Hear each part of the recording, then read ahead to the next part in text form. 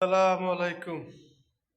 তো সৌদি আরব এখন বাজতেছে রাত 9টা 9 সৌদি আরবের টাইমে। এই মাত্র তারাবি নামাজটা শেষ করে আইলাম। তো আগামীকাল বাংলাদেশও তারাবি নামাজ। তো কালকাতা মসজিদেও প্রচুর মানুষই হবে, ছোট বড় সবাই।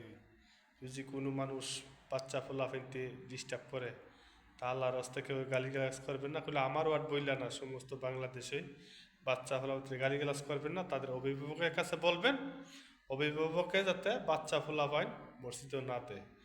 আর বিশেষ করে ফ্যামিলিগতও বলি, মনে করেন বাচ্চা ফলাফল দিয়া আপনারও গালি খাওয়ার কোনো দরকার নাই, কারণ মসজিদেও অনেক রাগী মানুষ থাকে।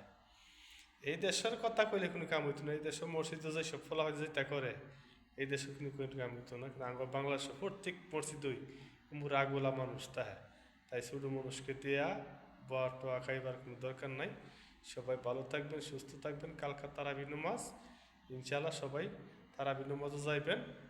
নিজের ফ্যামিলির জন্য, মা বাবার জন্য দোয়া করবেন। সবার প্রতি সালাম, আসসালামু আলাইকুম।